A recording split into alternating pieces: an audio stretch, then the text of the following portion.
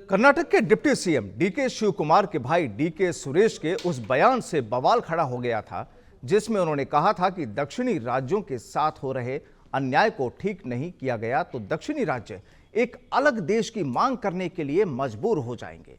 इसी मुद्दे पर हमारे सहयोगी उमंग माथुर ने बीजेपी प्रवक्ता अमित गोयल से खास बातचीत की।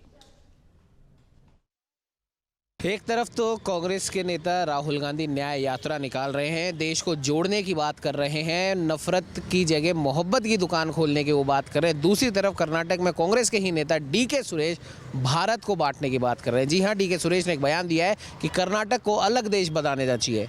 हमारे साथ में बीजेपी से प्रवक्ता अमित गोयल जी मौजूद है। सर, क्या कहना चाहेंगे इस कांग्रेस के नेता डीके सुरेश की इस टिप्पणी पर? देखिए, कांग्रेस के खून से अंग्रेजियत गई नहीं है। फूट डालो, राज करो। और मैं तो ये कहूँगा कि बर्बाद गुलिस्ता करने को एक ही उल्लू काफ़ी था। हर शाख पे उल्लू बैठा है, अंजाम गुलिस्ता क्या होगा। तो कांग्रेस की तो हर शाख पे उल्लू बैठा है, लेकिन वैसे तो उनके एक ही उल्लू काफ़ी है।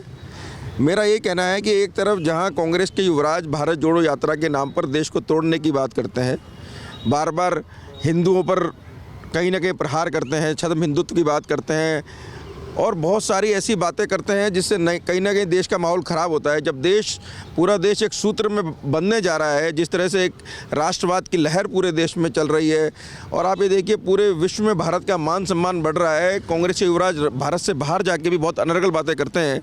अब कांग्रेस के नेता, कांग्रेस के उप मुख्यमंत्री के भाई, कांग्रेस के सांसद डी शिव कुमार का जो बयान है अपने आप में बहुत घृणास्पद बयान है और भारत की एकता, अखंडता और संप्रभुता को चुनौती देने वाला बयान है।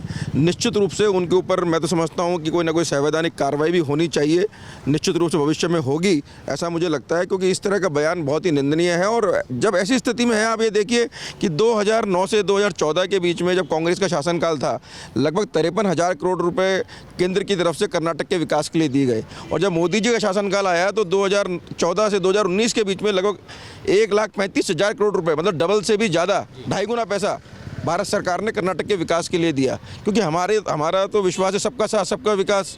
लेकिन कांग्रेस कहीं ना कहीं देश में इस तरह की बातें कर माहौल बिगाड़ने का प्रयास करती हैं। कांग्रेस के गठबंधन के लोगों ने आप देखा किस तरह से सनातन धर्म के बारे में टिप्पणियां करी, मलेरिया डेंगू तक बता दिया और कांग्रेस चुप रही। तो कुल मिला के सब कांग्रेस की सह पर कांग्रेस के लोग इस तरह का प्रोपेगेंडा करते हैं और इसके लिए निश्चित रूप से उन पर कांग्रेस को माफ़ी मांगनी चाहिए, राहुल गांधी, सोनिया गांधी जी को माफ़ी मांगनी चाहिए और ऐसे सांसद पर कार्रवाई करनी चाहिए। इधर हमारे साथ अमित गोयल जी का साफ तौर पर कहना है कि कांग्रेस के नेता लगातार इस प्रकार के अनर्गल बयानबाजी कर रहे हैं। जहां एक तरफ राहुल गांधी देश जोड़ने की बात करते हैं, मोहब्बत की दुकान खोलने की बात करते हैं, तो वहीं उसके दूसरी तरफ कांग्रेस के नेता अलग देश की मांग कर रहे हैं। अब ये देखने वाली बात होगी क्या उनके इस वक्तव्य का, डीके सुरेश के इस वक्तव्य के आने वाले लोकसभा चुनावों में क्या कुछ असर पड़ेगा।